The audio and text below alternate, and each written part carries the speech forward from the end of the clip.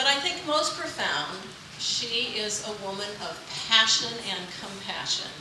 She feels strongly and supports strongly those around her, and especially the underdog.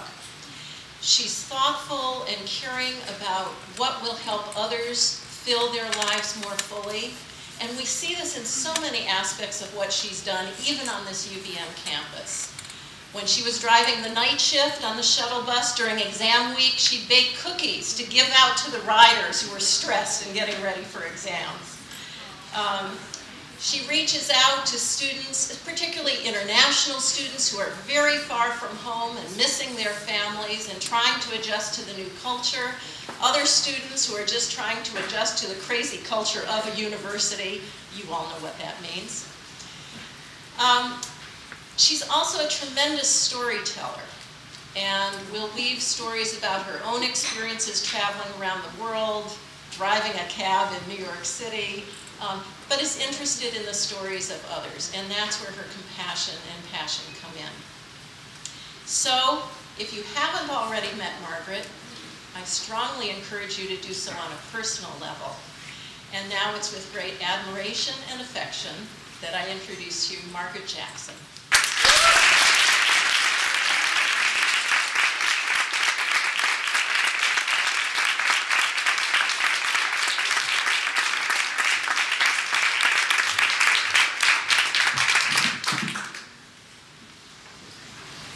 They call us the in-laws. We always call them the outlaws. Laws had nothing to do with it. First of all, let me say what an honor it is to be here as part of the send-off of another set of Rainbow Grads. It's a big world out there, and I know that your connections here will make the transition smooth in a lot of ways. I hit a few bumps in the road myself in the 53 years since I came out. Lots of people knew I was gay before I did. The reason I didn't know was that I didn't know the concept. When it was finally explained to me, a lot of things made sense that hadn't before. I came out 15 years before Stonewall. I was in the Navy at the time, and they took a dim view of it. I was not out publicly, just among a few friends, but the Navy got wind of it and tricked me into admitting it officially, thereby setting the wheels turning to get rid of a pretty corrupting influence. Me. It was pretty devastating at the time and for quite a long while after. Years, in fact. And that was just the first of many rejections and firings for the next few years. I did not handle it well. The information was poison. It seemed that there was no place, no employer, no friend, no counselor, no parent who accepted this news or gave it any credence, except me and a handful of friends. And that was in San Francisco. It was a huge obstacle. After a few years of trial and error, I pretty much decided to get along without a social context. By then I had moved to New York City. Eventually things improved and there were better social outlets and a homophile movement which provided meeting places that were not bars. Life got better and I began pursuing some personal choices. Eventually I stumbled into a job where I didn't have to see the same people every day and have to edit the small talk and make up stuff in order to fit in. That was a big relief. I've always liked to drive and actually do like people. So when I started driving a cab in New York City in 1966, I found it a good fit.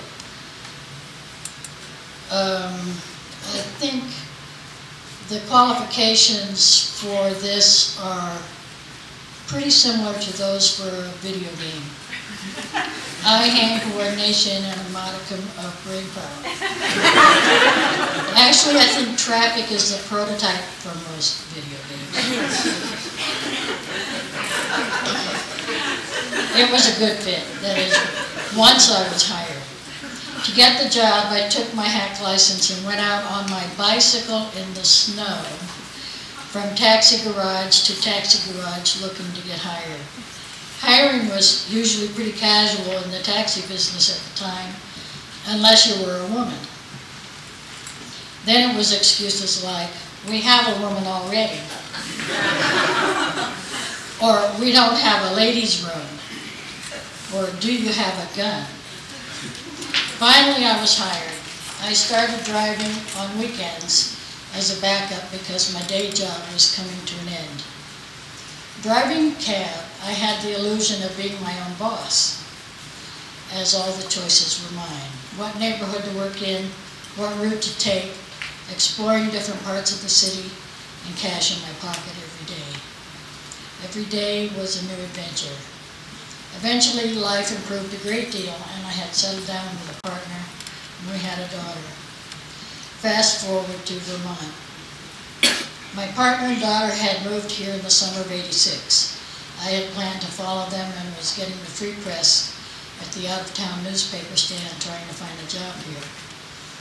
At Thanksgiving 1986, I was here for the holiday weekend when Lynne and David mentioned that a friend of theirs owned a local cab company and might need a driver. Thank you, Lynne and David.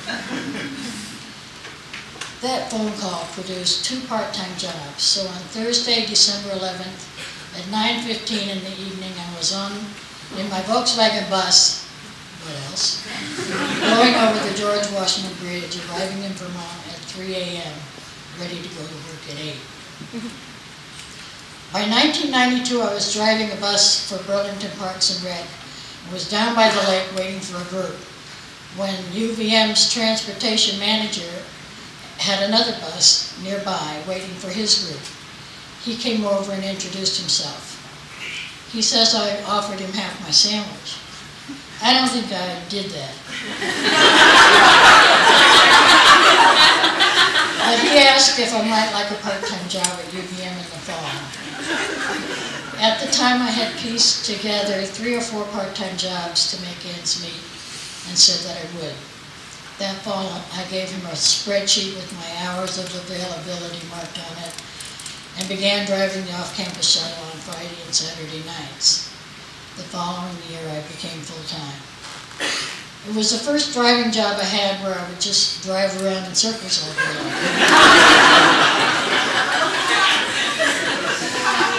Fortunately, there are interesting people to talk to, and traffic to me is fun. That first year or 2 here were apparently a very low period for the GLB. It was shorter then.